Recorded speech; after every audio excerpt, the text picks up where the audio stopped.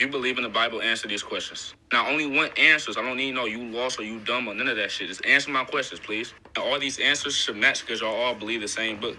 So in the Bible, it says Adam and Eve was the first people on this earth, right? But then how did all other races evolve?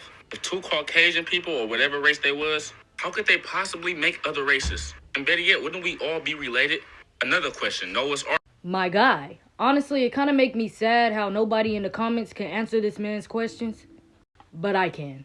Alright, so first what you messed up at is when you brought up Adam and Eve and saying how two Caucasians can make other races. Let's start off by saying Adam and Eve was not white, they was not Caucasian. But two black people can make other races, which is called the Eve gene.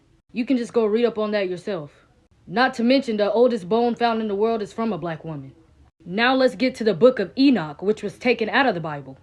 The book of Enoch was taken out of the Bible because it was rejected by the Jews, because it contained prophecies pertaining to Christ. Now let's get into how other races was really made while using the Bible. Scientists honestly proved that the Bible was real without even knowing it, honestly, when they found out about the Neanderthal DNA. I do not know if y'all know about the fallen angels. Everybody in this world was black to start off with. The fallen angels were sent down here to watch over the people, but instead they started having sexual intercourse with the people. With the fallen angels having sexual intercourse with the people and disobeying God, they had kids and created giants, which then giants started to have kids, which created Nephilims. And when them Nephilims began to have kids, they created Neanderthals, which scientists proved that Neanderthals did exist, which then the Neanderthals began to have kids. And not only that, where those people was living, there was a lot of sun. The Neanderthals couldn't take the heat, so they hibernated to the Caucasus Mountains, which then the Neanderthals began to have kids, which began to create this.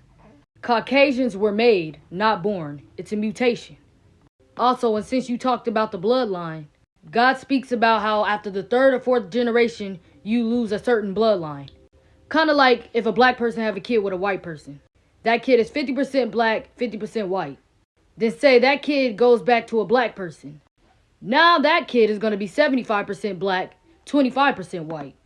Then after that kid goes back to a black person, that kid is still going to have an itsy bitsy piece of a white DNA.